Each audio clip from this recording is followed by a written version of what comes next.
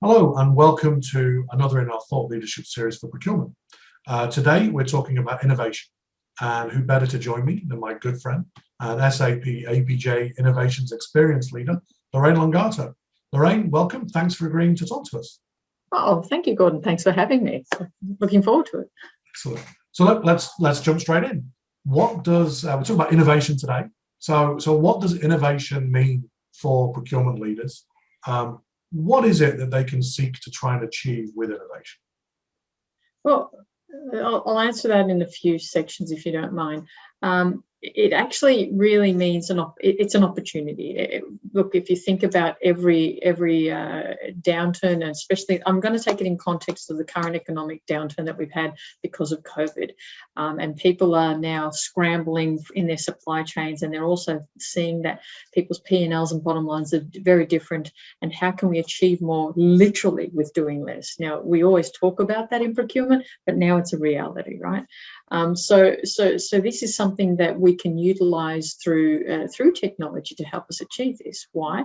I've had organizations during COVID, ironically, who have scaled in the area of supply chain because they had the infrastructure readily available for them to capitalize on innovations. By that, I mean clever applications that allowed them to see where their employees were, check the health of their employees, but also check on whether or not things were going in via visual devices. And of course, we had AIs in there.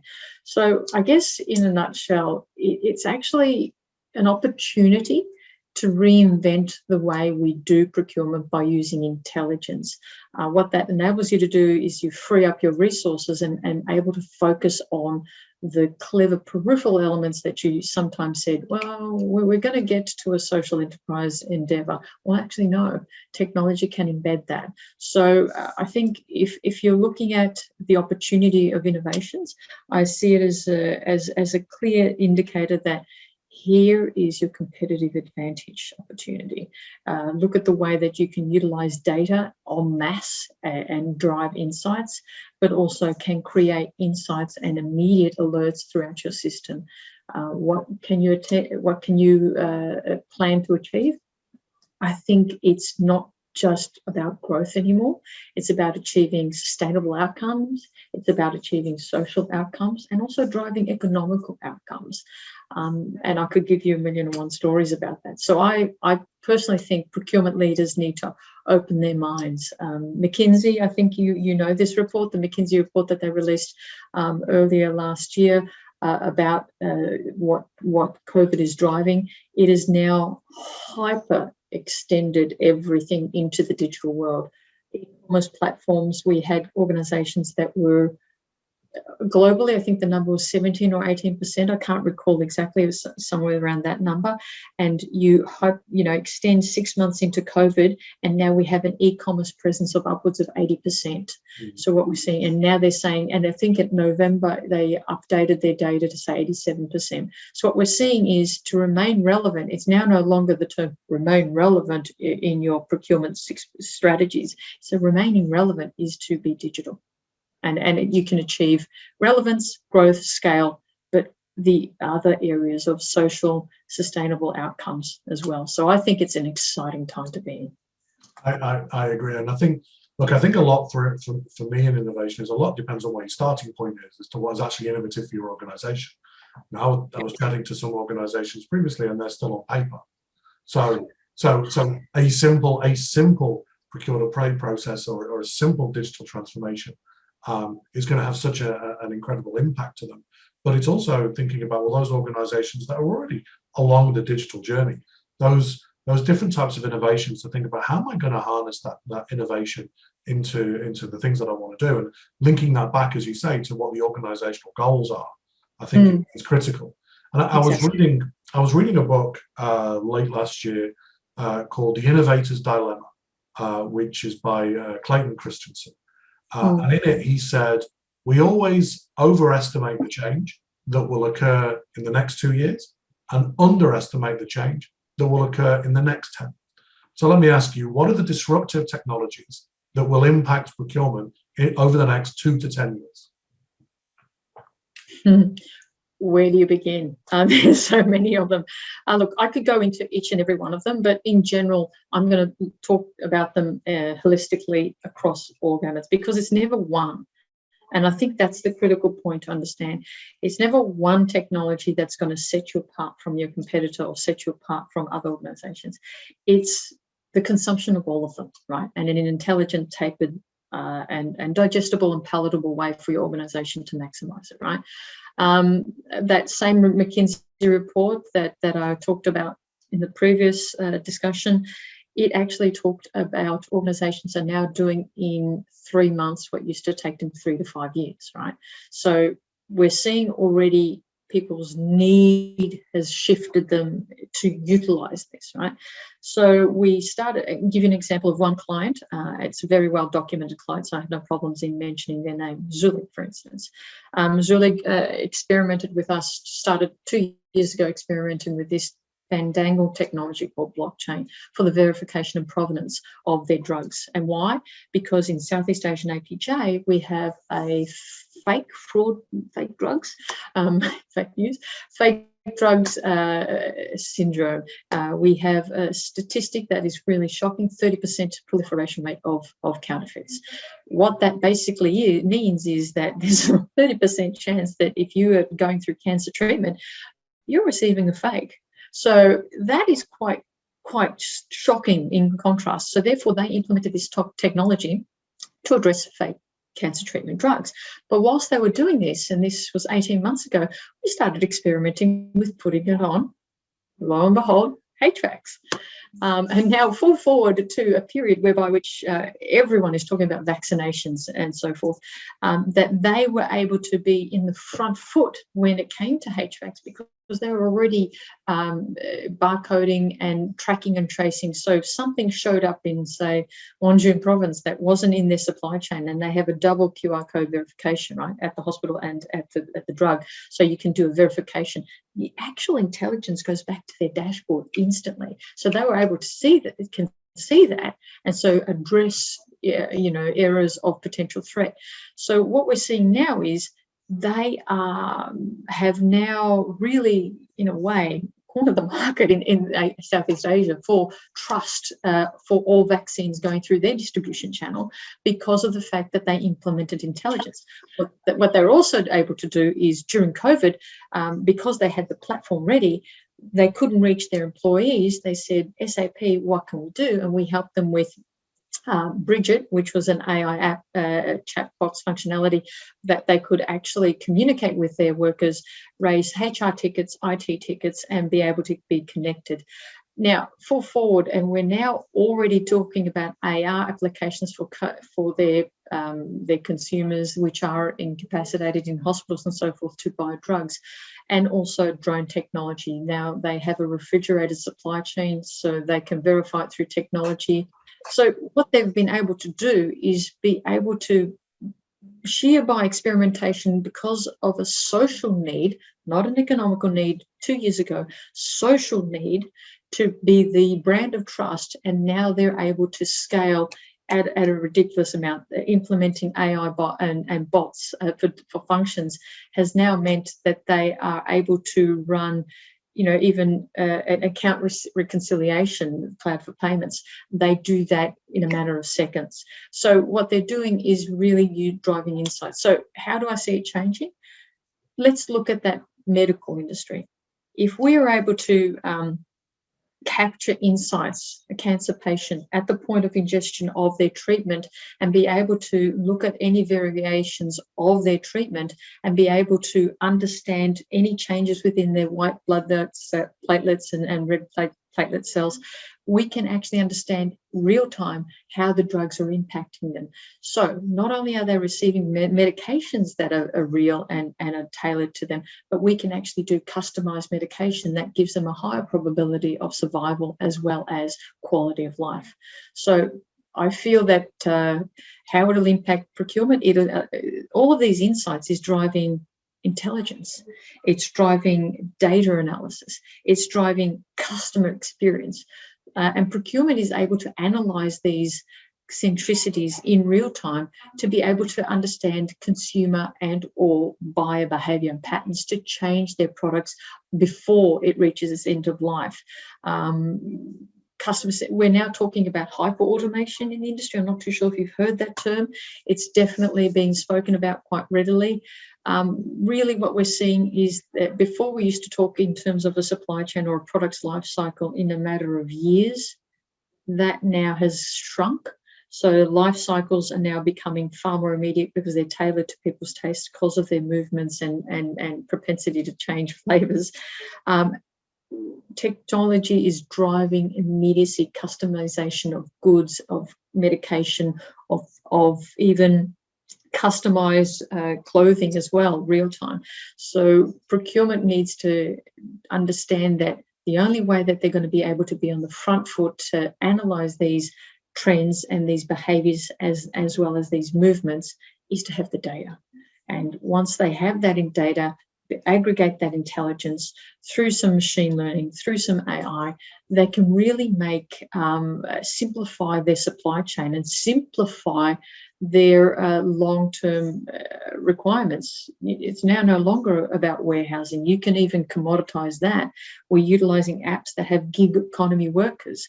So we can actually lower the burden on our organization of incumbent costs and also maximize the data insights and be able to not look at things in terms of longer supply chain or longer durations, but shorter durations to be able to be nimble. But I feel that from an insights perspective, procurement will need to understand and need to drive intelligence. And to do that, you need access to big data. You need understanding of algorithms. You need to be able to be as nimble as your customers and consumers are, because they are the future and they're driving that centricity throughout the supply chain. So it is all about experience. So we need to drive experience into procurement as well. And we are doing that with quite a few applications. It's interesting that you talk about the data and the intelligence. There's a pyramid, data, information, knowledge, wisdom, that I used to talk about a lot too in training programs I used to run. It's great to have the data, but without being able to join up that data, you have no intelligence. So what you actually need to do is to join this data up, and that data is going to make you intelligent, and you're going to be able to then get specific facts or factoids, referencing a very old radio program, that you could then turn around and go interpret what that means, and have the knowledge then to interpret what those means, and then the wisdom to decide what you're going to do with it. But it starts, obviously, as you're saying, with just creating that data and then being able to turn it into intelligence, and that's what those means. I was reading an article. This is based on some things you were saying. I was reading an article recently, and it talked about a section in Richard Feynman's memoirs, and Feynman talked about how people copy from people that they respect and they admire, as they associate the outcomes that they're achieving with the activities that they've delivered. And I was listening to you, and I was thinking about people who copy other things. So you mentioned the Zulu case and how they use blockchain to do various things. So I'm thinking lots about people who copy various things because they're assuming that in some ways 1 + 1 equals 3 in that case, and then they're missing something in the middle of it. So my question to you is around the process for successful innovation. Procurement people, we love a good process, right? We can put a process in place to do something. We follow the process, then good things are going to happen.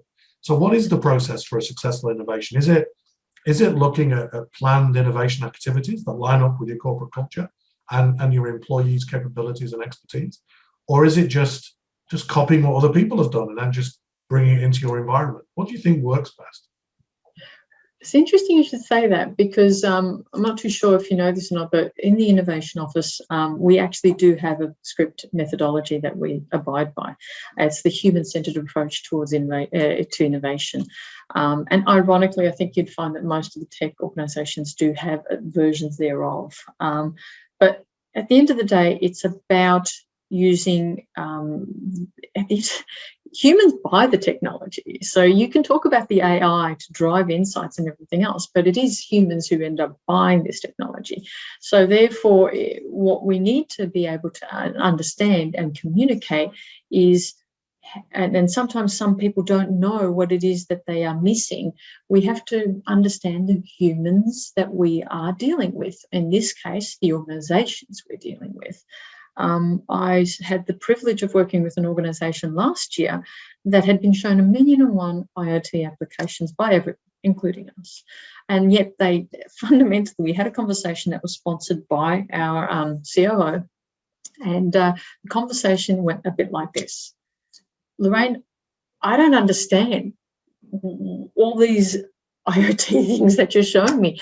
What is the benefit for me? They look great, but I don't understand how they're going to help me. And at the end of the day, I have another dilemma. I have all these conglomerate businesses that also I need to support because we have to use each other. And I don't understand how this is going to help me achieve my KPIs of using these businesses, firstly. And secondly, I don't understand why I can't be like SAP. And I just looked at her and I said, what do you mean? She goes, well, you guys charge for being a platinum, a gold and everything else. Why can't I be SAP for my exclusive services? And I thought, she had a point. So explain to me what it is exactly that you need to achieve. And what it ended up being was a completely reinvention of the way that people buy their high value operational manufacturing equipment, right? And they only had high-end, high-value stuff that they wanted to move in a certain way, but they also had a financial company that they could actually stick the finance product to.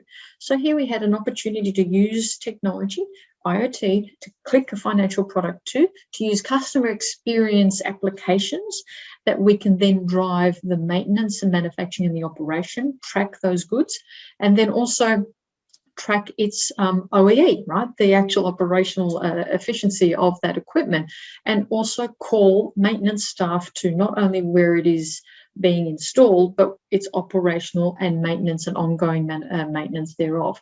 And of course, to be able to buy spare parts and everything and leverage discounts and leverage incentives to that application so that they're forever sticky. Right. So what we were able to do through this human-centered approach was take them through the discussion where we openly discover what it is that they wanted to achieve, which we did, and then we design. We designed through a series of fail fast, fail hard methodology, right? So you can have 101 ideas, and we just basically reevaluate those. And this was done, by the way, 100% online and virtual. So we basically were able to do an end-to-end delivery of architecture, a POC, as well as a concept and framework to be ready to pilot in the course of 1 quarter, which is normally done over the duration of a year, right? We did it in a matter of weeks. And it really, really struck this MD's mind and heart, because she went out and registered halfway through this process, a month and a half in, she went out and registered a new business name. She had confidence that we were finally listening and delivering an experience. And then, of course, in the scale piece, they wanted to run with a partner. So whilst we were designing and building, we brought the partners in to understand what it is that we were doing, frame what it is that they were delivering, and then deliver a complete experience. So there is a process methodology. Again, I'm happy to share that with any of your listeners if they want to actually see how it works. But it is about discovering, it is about designing, and it is about deploying, and deploying in a way that when you run and scale, it can be achieved. And there's a lot of work that goes into those pieces before we hand them off. For instance, to even qualify it as a valid opportunity, we have to go through a very, very strong and disciplined script process to actually say, yes, that's a relevant engagement, or yes, that will make an impact. So fundamentally, if the idea brings value to that business, and you would know this as well as I, value is very different to different organizations. Some people think of value as a monetary. Some people think of value as shareholder value through equitable programs. Some think of it as about their portfolio mix of goods or their mix of gender, right?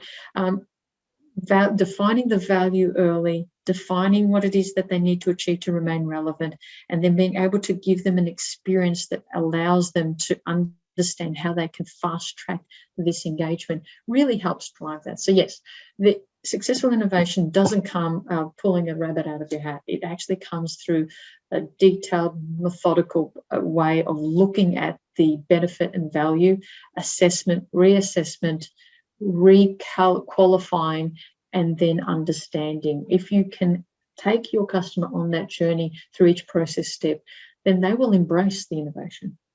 You're now no longer selling something. You're actually giving them everything that they've asked for, and they own it because it's their story, their experience, their value, and their need. So yes, there is a detailed methodical process.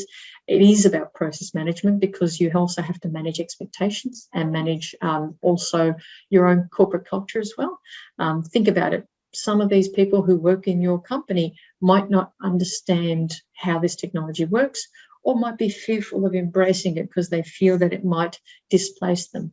Zuli have implemented a lot of AI and a lot of technology, and yet they've not displaced anyone in their workforce. Even though they've removed functions out of redundant areas that are now automated, they've utilised those people elsewhere because they also have a mandate for economic social outcomes. So therefore, you can now see that through the methodical process, it's not about achieving more with less. It's actually achieving more and doing more with less, and actually doing more to actually help build your relevance. So yes, there is a process, there is a methodical process at that, and there is a way of ensuring that customer experience is front and center of everything. Hyper automation, hyper capabilities, all of that has one thing and one thing alone at its heart. If I think about it, this device is driving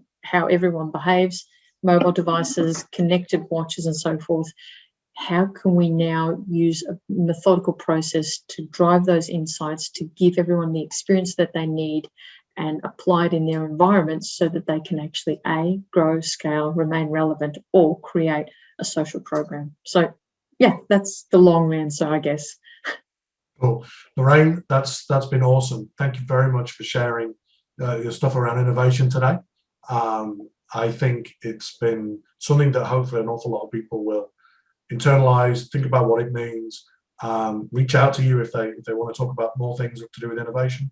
But really think about the relationship between people, between process and organizational goals, and linking those three together. I don't think it's about saying, hey, let's use blockchain for something. I think it's more along the, I've got a problem to solve, how do I solve it? And thinking about innovation in that way. Well, actually, you actually said an interesting thing. I mean, I have had a CPO who remain anonymous, who rang me up and actually said, oh, I want to use blockchain. And, and to me it was, well, what for? What is it are you trying to achieve? So there's a lot of clever technology. You notice that I've tried to refrain from mentioning any one of them. Yeah. There's loads of it, right? And if I was to sit here and talk to you about it, it'll blow your mind. But it's about what process, what problem are you trying to address? What process do we need to address to do that? And how can we use people to get the maximum outcome through technology? Cool. Good words to finish on. Lorraine, thanks very much. And I look forward to chatting to you again soon. Definitely. Thank you. Bye. Cheers.